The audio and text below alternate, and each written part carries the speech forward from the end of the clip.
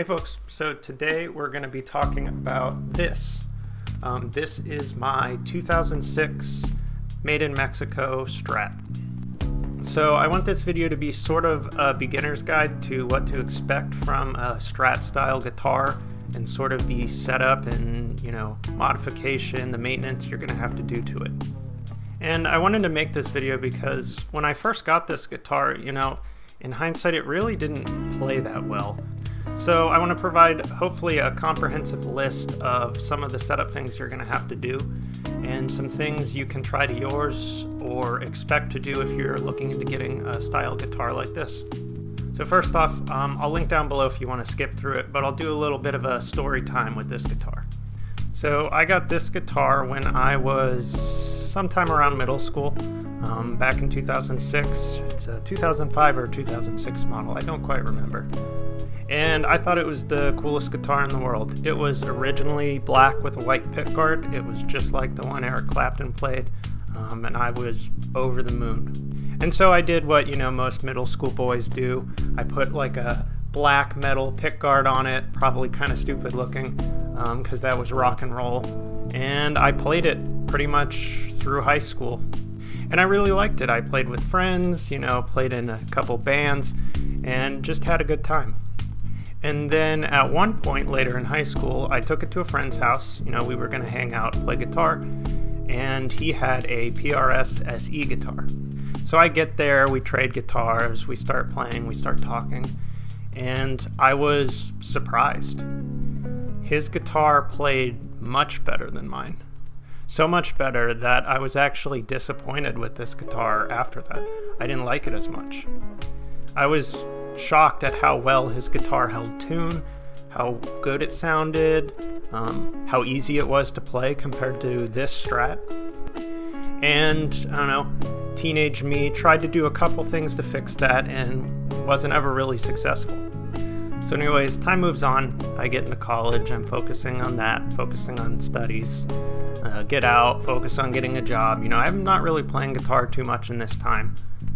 And then eventually things calm down and I get back to having a hobby again. And I start coming across all these videos online, like Phil McKnight's channel, Daryl Braun, all the big, music, guitar, bass channels. And I see them all taking these like $100, Squier, Indio, really cheap guitars and turning them into just fantastic players. And I realized, if you can take like $100 guitar and make it play and look and sound fantastic, what's wrong with the $600-ish model that I have?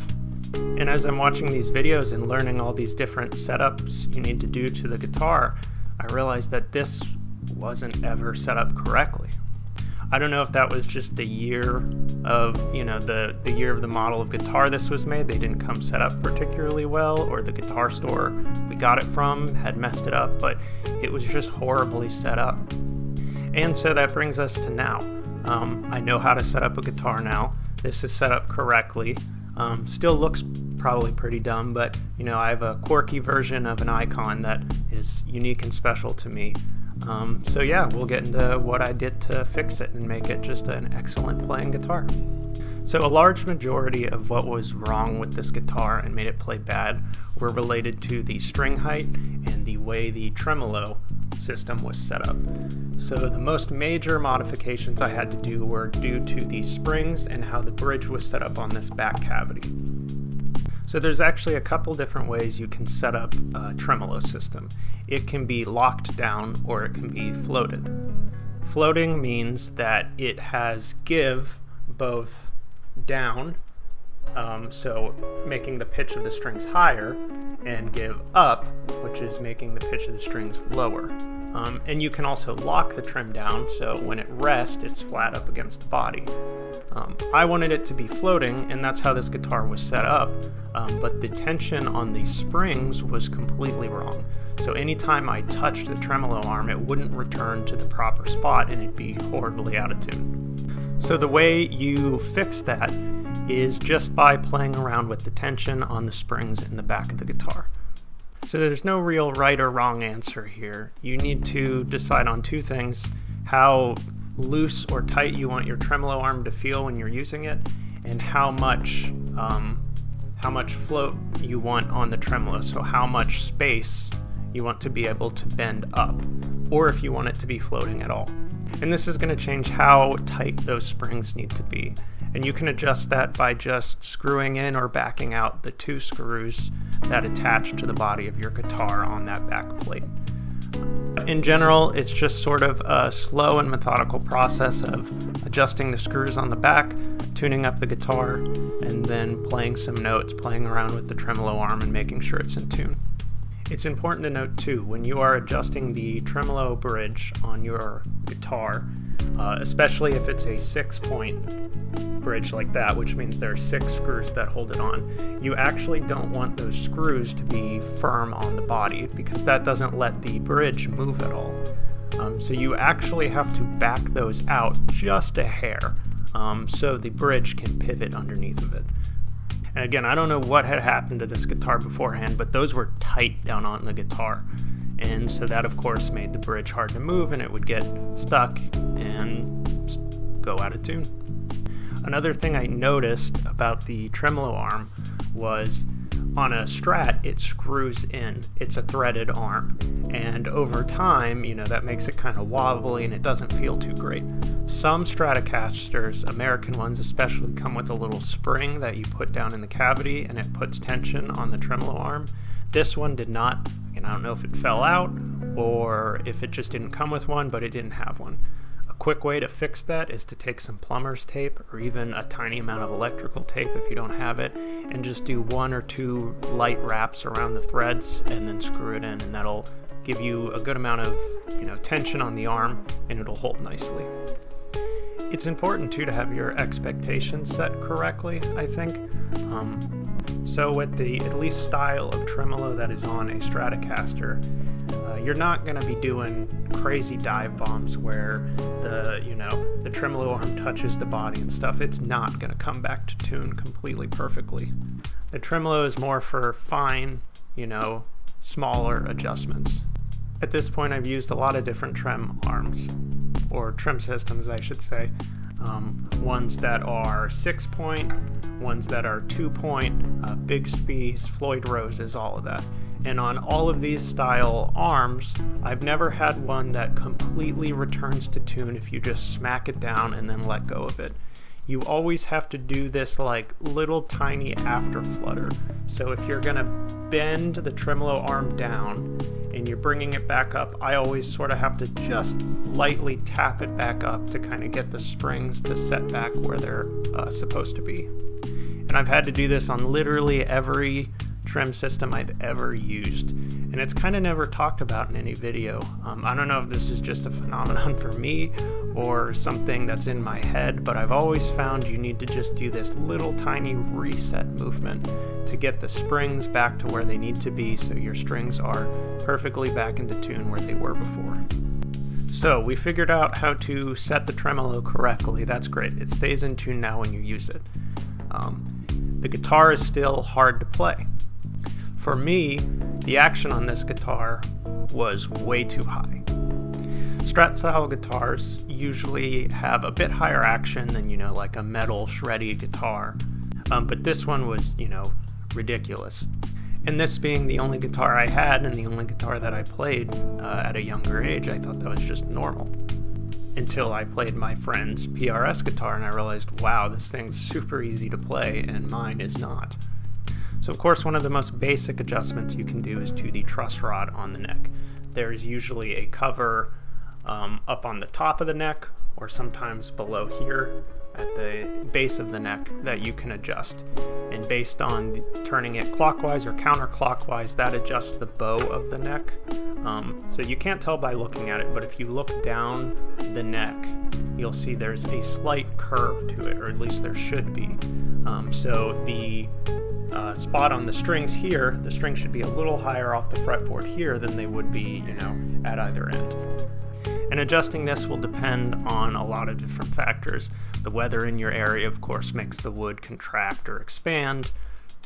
The weight of the strings you're using, more tension is going to put more pressure on the neck, all sorts of things.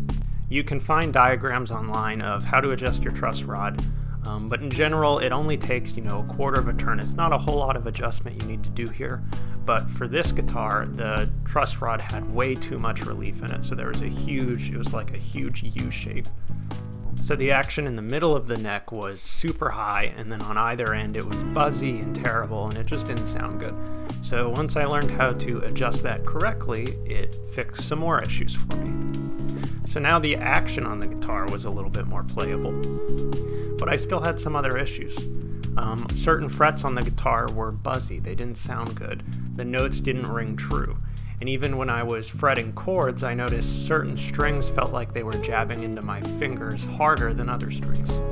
And all of that adjustment has to do with the bridge saddles.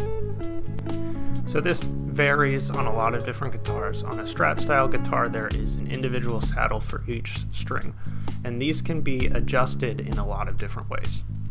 Just looking at the bridge itself, there are 3 different points you can adjust on each saddle. These are not the original saddles the guitar came with. These are a type of saddle I like that I got off Amazon. Mainly they look neat. They have this little roller on them, so they might improve the tuning stability a tiny bit, but they're probably not necessary. The main adjustments you need to do aren't going to need a roller on it. If you want to get something like this, they are cheap. You can find them for like $20 on Amazon, but they're not required. The screw at the base of the saddle is going to move the saddle piece up or down. This is going to change the intonation of that string, meaning the tuning of the string as you go up the neck is going to change. So there's going to be different diagrams you can find online of this if you want something to reference, but as you tighten the screw, moving it closer to the bridge of the guitar, that is going to make the pitch of the string higher up sharper, and as you loosen the screw and move the saddle up towards the neck, that's going to make it more flat. So you'll want to play around with this by fretting some notes higher up on the guitar with a tuner plugged in, or doing some of the harmonics up there, and then just playing with the tuning and methodically adjusting these as well. It's not hard, you can't hurt anything, it just takes a little bit of time.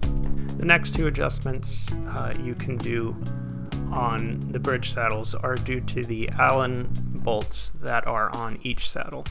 So changing these, of course, changes the height of the string.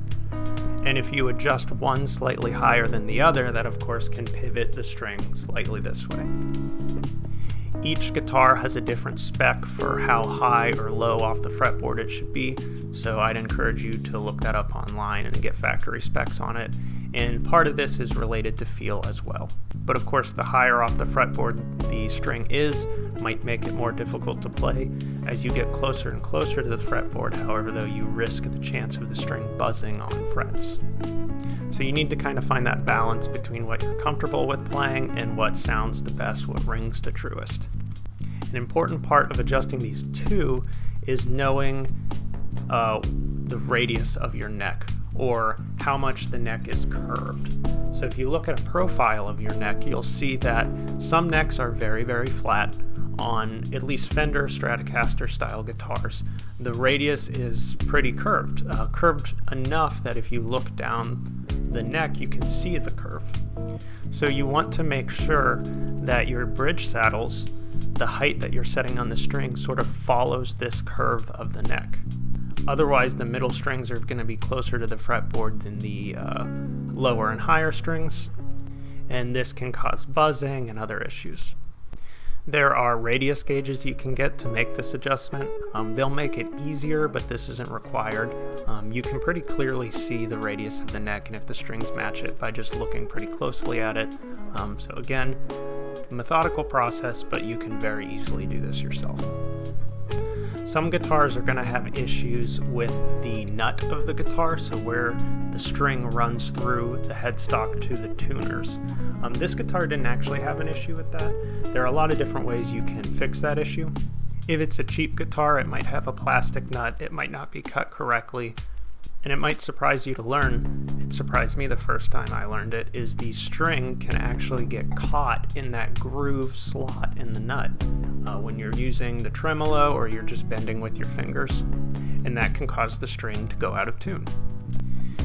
You can use the graphite of a pencil or some sort of lubricant in the nut slot, and that will make the string, of course, move better. You can replace it with a bone nut. You can find pre-cut ones, or you can cut it yourself. So if you've done other adjustments and you still have issues, that's a good place to look. Again, like everything else, there'll be videos online of how to do this correctly, but that is actually a pretty big spot where tuning can go wrong on your guitar, and it can change the general sound of the string as it vibrates as well. Some guitars too can have issues with these string trees, so these pieces that the strings run through. Those are there to make sure that the string has enough downward tension on it so it doesn't kind of pop out of the nut slot. Depending on your tuners and if they're staggered, which means if they go down at an angle towards the end of the neck, or if your neck is tilted back, depends on how many of these you need. On most Strat style guitars, the neck is straight, so you do usually need at least one string tree. On some, there are two. For the middle two strings, you don't always need those, so if you have like a Squire or something that has one of these, you can try removing it and it can improve the tuning a little bit. Just like with the nut of the guitar, there are replacements you can make for these, so you can get tusk or bone versions of these, or just a nicer metal for these. So again, another area to look if you're still having tuning problems. So yeah, that is my Stratocaster. I can confidently say with the setup that I've had to do to it that it is an excellent playing guitar now.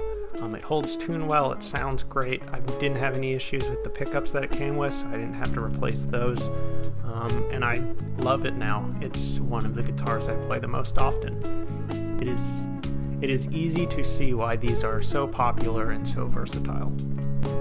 Mine specifically might look a little gaudy and stupid because it's got all this black hardware on it, but that's what makes it unique to me. It tells something about my story when I was a teenager learning to play guitar, and it's just special to me at this point. And that's really what a guitar should be. It should be a special thing that allows you to express your creativity. And regardless of what guitar you have, you should be able to get it playing pretty decent. None of the setup things that you have to do are particularly difficult processes. It's definitely something you can do on your own. It's definitely something you can learn with, and you're not really in danger of breaking or hurting anything. So definitely get in there and try it. I think you might be surprised at the improvements you can make.